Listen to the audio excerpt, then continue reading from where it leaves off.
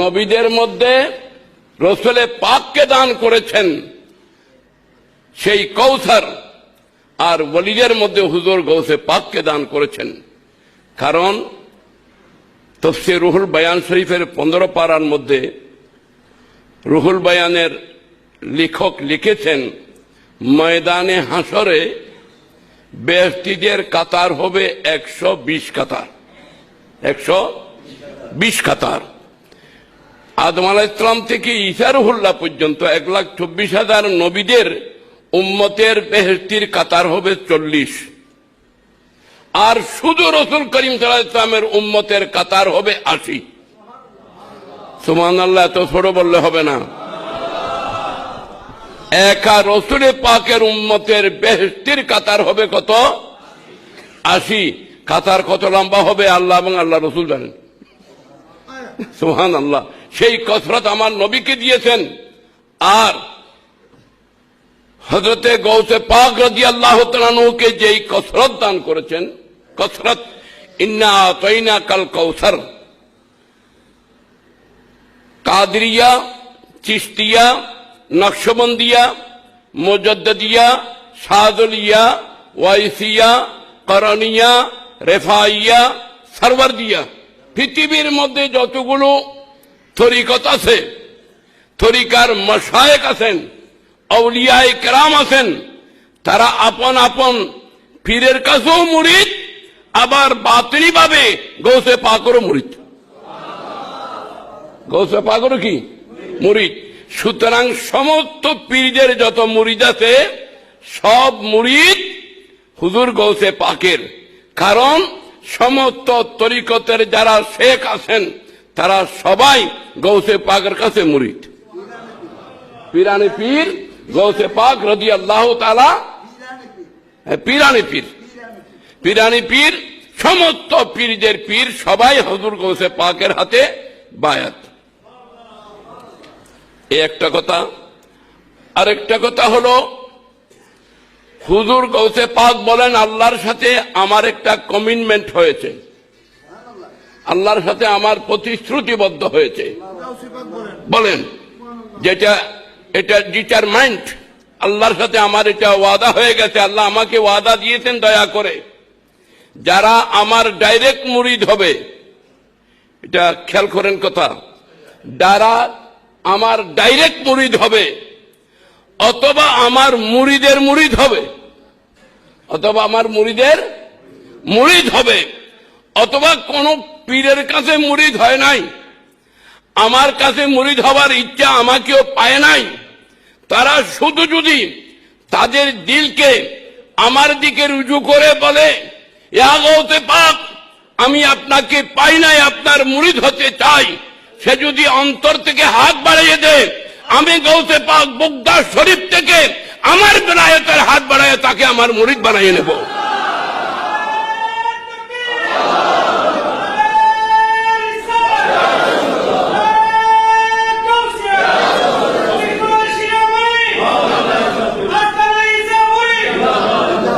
আর এটা শরীয়ত বিরোধী কথাও না, শুধু তরিকতের কথা না।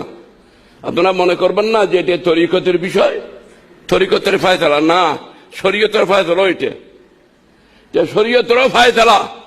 কারণ একজন পুরুষ আর একজন নারী, পুরুষ বেগানা পুরুষ বেগানা নারীর জন্য হারাম, বেগানা নারী বেগানা পুরুষের জন্য হারাম, একজন আরেকজনের জন্য হারাম, তাকে ধরা হারাম, ছোঁয়া হারাম, স্পর্শ করা হারাম, তার দিকে নজর করা হারাম। কিন্তু যখন তাদের মধ্যে বোঝাপড়া হয়ে যায়, স্বামী বলবে আমি তোমাকে স্ত্রী হিসাবে গ্রহণ করলাম, বিবি বলবে আমি স্বামী হিসাবে কবুল করলাম, একজন আরেকজনের হাতও ধরা লাগবে না। মুখে যদি বলে, তাহলে ওই মেয়ে যেই মেয়েকে দেখা হারাম ছিল, তখন সেই মেয়ে তার জন্য হালাল হয়ে যায়, সেটা তার স্ত্রী হয়ে যায়, পুরুষ তার স্বামী হয়ে যায়। এই ওয়াদার দ্বারা যদি স্বামী স্ত্রী হইতে পারে, তো গৌসে পাক বলেন, তুমি যদি মুখে বলো আমি তোমার পীর, আমিও বলবো তুমি আমার মুরিদ। যে শরীয়তের ফায়সালা, এটা শরীয়তেরও ফায়সালা। হুজুর সাইয়েদনা ইব্রাহিম খলিলুল্লাহ আলাইহিস সালাম নিজের উম্মতদেরকে দুই ভাগে ভাগ করেছেন। যেহেতু আমাদের সভাপতি মহোদয় কোন সময় আবার রুলিং জারি করেন, এই জন্য আমারও বড় ভয় হচ্ছে, বড় ভয়ের সাথে কথা বলতে হচ্ছে। হযরতে নবী করিম সাল্লাল্লাহু আলাইহি ওয়াসাল্লাম ইরশাদ করেন, ইয়া আল্লাহ, আমার আব্বা ইব্রাহিম খলিলুল্লাহ উম্মতকে দুই ভাগে ভাগ করেছেন। কে? আপনারা কি শুনতেছেন? একটু জবাব দেন, কে বলতেছেন? ইব্রাহিম খলিলুল্লাহ। হ্যাঁ, একটু জবাব দেবেন। ইব্রাহিম খলিলুল্লাহ উম্মতকে দুই ভাগে ভাগ করেছেন। কোথায় আছে? কোরআন কারীমে। কোরআন কারীমের আয়াত, ফামান তাবিআনি ফাইন্নাহু মিন্নি ওয়া মান আসানি ফাইন্নাকা আনতাল আজিজুল হাকীম।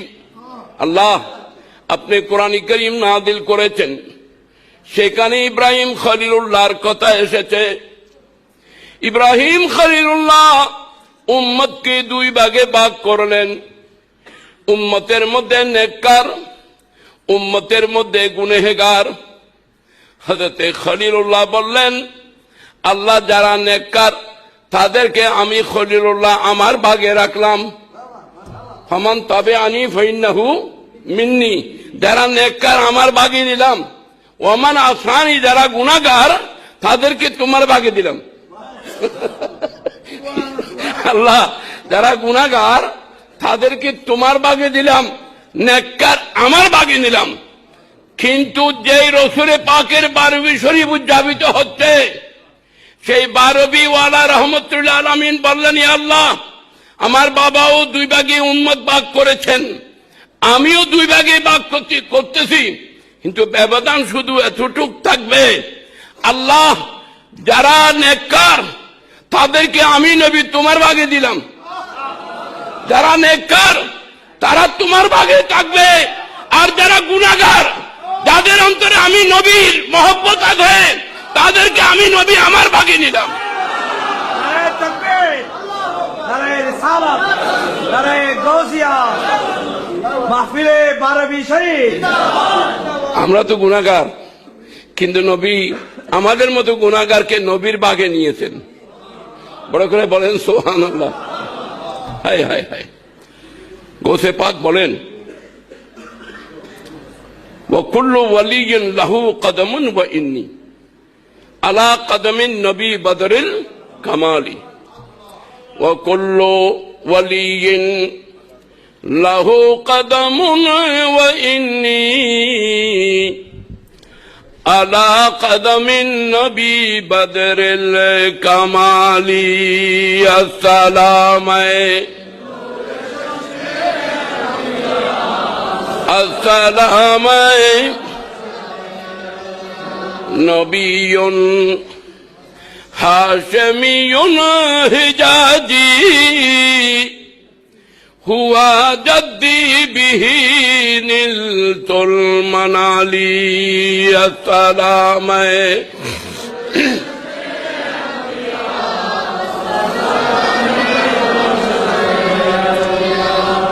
হাজরিন কিরাম, গৌসে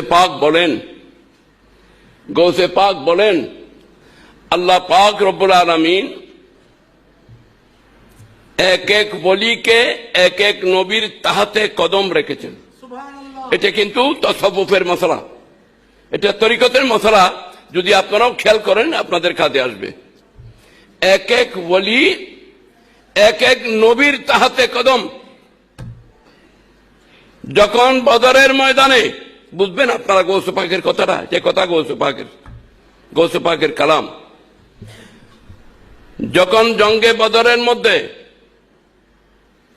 কিছু মানুষ অ্যারেস্ট হয়ে আসলো, আসিরানে বদর বলা হয়, আসিরানে বদর, আলিফ সিন ইয়ে আলিফ নুন, আসিরানে বদর, বন্দী। বদরের ময়দানে যারা বন্দী হয়ে এসেছিল, রসুল করিম সাল্লাল্লাহু আলাইহি ওয়াসাল্লাম ডাইরেক্ট কোনো ফয়সালা দেননি। সরকারে দো আলম সাল্লাল্লাহু তাআলা আলাইহি ওয়াসাল্লাম সাহাবায়ে কেরামকে নিয়ে মশওয়ারা করেছেন যে বদরের এই বন্দী আসিরানে বদর এদের ব্যাপারে কি সিদ্ধান্ত নেওয়া যায়। বলেন আবু বকর সিদ্দিক, তোমার মতামত পেশ করো। বললেন হুজুর, আপনি মেহরবানি করে তাদের জন্য কিছু ট্যাক্স ফিদিয়া ফিদিয়া ফিদিয়া ফে দাল ইয়ে হে, তাদের জন্য কিছু ফিদিয়া ট্যাক্স নির্ধারণ করে দিন। তারা ট্যাক্স দিয়ে যদি ছাড় পেয়ে যায়, আস্তে আস্তে দিন ধর্ম ইসলাম আপনার সম্মান যখন দেখবে, তারাও ইসলামের দিকে এসে যাবে। বড় করে বলেন সুবহানাল্লাহ। এই পরামর্শ দিয়েছিলেন হযরতে সাইয়্যিদানা আবু বকর সিদ্দিক রাদিয়াল্লাহু তাআলা আনহু। বলেন আয় ওমর ফারুক, আপনি বলুন আপনার রায় কি? বললেন হুজুর, আমি এই রায় তো পছন্দ করতেছি না। মেহরবানি করে যারা আপনার বিরুদ্ধে তলোয়ার উঠাইছে, আপনি আমাকে তলোয়ার দেন, আমি তাদের গর্দান মার দিই। গরম। এই রায় দিয়েছিলেন আমিরুল মুমিনিন ফারুক আজম। রাসূল পাক বললেন, আয় আবু বকর সিদ্দিক, তুমি হযরতে ইব্রাহিম আলাইহিস সালামের তাহতে কদম। আয় আবু বকর সিদ্দিক, তুমি ইব্রাহিম আলাইহিস সালামের তাহতে কদম। আয় ওমর ফারুক আজম, তুমি হযরতে নূহ আলাইহিস সালামের তাহতে কদম। তিনি বলেছিলেন, রব্বে লা তাযার আলাল আরদে মিনাল কাফিরিনা দাইয়ারা, আল্লাহ যারা নাফরমানি করেছে তারা যেন জমিনে জিন্দা না থাকে, শেষ করে দাও। সুতরাং যার উপরে যার ফয়েজ সেই প্রভাবে বলবৎ হয়। এবং হুজুর গৌসে পাক বলেন, বিহি নীলতুল মানালি, আমি আব্দুল কাদের জিলানী, আল্লাহ পাক রব্বুল আলামিন আমাকে বেলায়েতে মুহাম্মদী দান করেছেন। ইমামুল আম্বিয়া রহমতুল আলামিনের বেলায়েত আল্লাহ আমাকে নসিব করেছেন। একটু বড় করে বলেন আল্লাহু আকবার। আমি বেলায়েতে মুহাম্মদীর উপরে প্রতিষ্ঠিত। হযরতে গৌসে পাক বলেন, আমি বগদাদ শরীফে জোহরের নামাজ পড়ে অপেক্ষা করতেছি। হঠাৎ করে আমি দেখলাম আমার জদ্দে আমজাদ ইমামুল আম্বিয়া রহমতুল আলামিন আমার সামনে আমাকে সাক্ষাৎ দিলেন। রাসূল করিম সাল্লাল্লাহু আলাইহি ওয়াসাল্লামের জিয়ারত নসিব হলো। বললেন, বেটা আব্দুল কাদের জিলানী,